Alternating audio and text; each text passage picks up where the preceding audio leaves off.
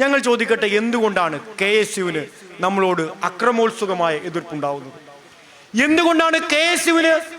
എന്തുകൊണ്ടാണ് കോൺഗ്രസിന് ഈ രാജ്യത്തിനകത്തെ വിദ്യാർത്ഥി പ്രസ്ഥാനത്തോട് അക്രമോത്സുകമായ എതിർപ്പുണ്ടാവുന്നത്?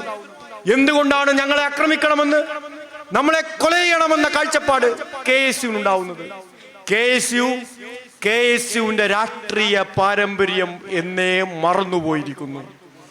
KSU ഉയർത്തിപ്പിടിക്കുന്ന രാഷ്ട്രീയ പ്രത്യയശാസ്ത്രബോധം, ആ രാഷ്ട്രീയ പ്രത്യയശാസ്ത്രബോധത്തിന്റെ ഇന്നലകളിൽ അവർ ഉയർത്തിപ്പിടിച്ച രാഷ്ട്രീയ ബോധത്തിൽ നിന്ന് എന്നേ KSU ആ പ്രത്യയശാസ്ത്രം മറന്നേ പോയിരിക്കുന്നു. പ്രായോഗിക രാഷ്ട്രീയം എന്ന പേരിൽ നടക്കുന്ന തെരഞ്ഞെടുപ്പുകളിൽ വിജയിക്കുക എന്ന ഒറ്റ രാഷ്ട്രീയ ഉദ്ദേശത്തോടു കൂടി ക്യാമ്പസുകളെ അഭിമുഖീകരിക്കുന്ന വിദ്യാർത്ഥി പ്രസ്ഥാനമായി KSU അധപ്പതിച്ചിരിക്കുന്നു.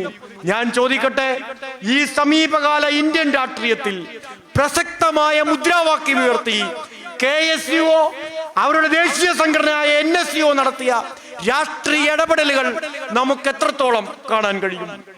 ഈ ഇന്ത്യ, വർത്തമാനകാല ഇന്ത്യ സമാനതകളില്ലാത്ത ഫാസിസ്റ്റ് പ്രവണതകൾക്ക് കീഴ്പ്പെടുന്നു എന്ന സംശയം എന്റെയും നിങ്ങളുടെയും മുന്നിൽ നിൽക്കുമ്പോൾ, രാജ്യം ഭരിക്കുന്ന ഭരണകൂടം തന്നെ രാജ്യത്തെ മനുഷ്യനെ വേർതിരിക്കാൻ, വിഭജിക്കാൻ, അവന്റെ ഉള്ളിലേക്ക് വിഭാഗീയത കടത്തിവിടാൻ, അങ്ങനെ കടത്തിവിട്ട് അവന്റെ ഉള്ളിൽ മതസ്പർദ്ധ വളർത്തി രാജ്യത്തെ മനുഷ്യരെ തമ്മിത്തല്ലിച്ച് രാഷ്ട്രീയ നേട്ടം കൊയ്യാനുള്ള നികൃഷ്ടമായ രാഷ്ട്രീയ വിലകൾ രാജ്യത്താകെ കാഴ്ചവെച്ചുകൊണ്ടിരിക്കുമ്പോ ആ രാഷ്ട്രീയത്തിനെതിരായ മുദ്രാവാക്യം നിർഭാഗ്യവശാൽ KSUO NSUO ഉയർത്തുന്നത് എനിക്കോ നിങ്ങൾക്കോ കാണാൻ കഴിയുമോ?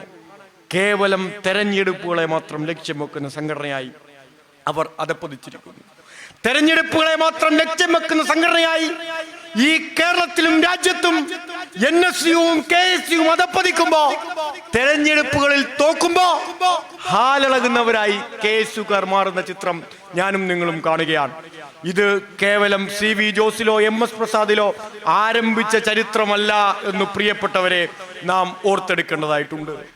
1970 ഈ വിദ്യാർത്ഥി പ്രസ്ഥാനം രൂപീകരിക്കപ്പെടുമ്പോ, ആ രൂപീകരിക്കപ്പെടുന്ന വിദ്യാർത്ഥി പ്രസ്ഥാനത്തിന്റെ സഖാക്കൾ ഈ കേരളത്തിനകത്തെ ക്യാമ്പസുകളിലേക്ക് കടന്നു ചെന്നപ്പോ നിഷ്ഠൂരമായ മർദ്ദനങ്ങൾക്കാണ് നമ്മുടെ പ്രിയപ്പെട്ട സഖാക്കൾ അന്ന് വിധേയരായത്.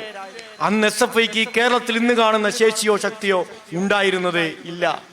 SFIക്കാരനാണെന്ന് പറഞ്ഞാൽ, SFIയുടെ കൊടിയും പിടിച്ച് കേരളത്തിനകത്തൊരു ക്യാമ്പസിലേക്ക് ചെന്നാൽ ആ ചെല്ലുന്ന SFIക്കാരനെ ആ ചെല്ലുന്ന നിമിഷം കാലെടുത്ത് ക്യാമ്പസിനകത്തേക്ക് വെക്കുന്ന നാഴിക ആക്രമിക്കാൻ KSUവിന്റെ ഗുണ്ടകൾ തയ്യാറാക്കിയ ചെല്ലും ചെലവും കൊടുത്ത ഗുണ്ടകൾ കേരളത്തിനകത്തെ ക്യാമ്പസുകൾ ഉണ്ടായിരുന്നു. KSUവിന്റെ അപ്രമാദിത്വം ഈ കേരളത്തിലെ ക്യാമ്പസുകൾ ഉണ്ടായിരുന്നു. വിദ്യാർത്ഥികളെ ഭീഷണിപ്പെടുത്താൻ, വിദ്യാർത്ഥികളെ വരുതിക്ക് നിർത്താൻ, വിദ്യാർത്ഥികളുടെ അവകാശ പോരാട്ടങ്ങളെ തല്ലിത്തകർക്കാൻ, മാനേജ്മെന്റുകൾ ഒത്താശ പാടാൻ ഇതേ മാനേജ്മെന്റിന്റെ ഗുണ്ടകളെ സ്പോൺസർ ചെയ്ത് KSUക്കാർ ക്യാമ്പസിനകത്ത് അണിനിരത്തിയിരുന്നു. SFIക്കാർ കടന്നു ചെല്ലുമ്പോ അടിക്കാൻ ആള് വരി നിൽക്കുകയാണ്. കയറി ചെല്ലുന്ന SFIക്കാരനെ അടിച്ച് ക്യാമ്പസിനകത്തിടുന്ന കാഴ്ച ചരിത്രത്തിൽ ഞാനും നിങ്ങളും കണ്ടിട്ടുണ്ട്.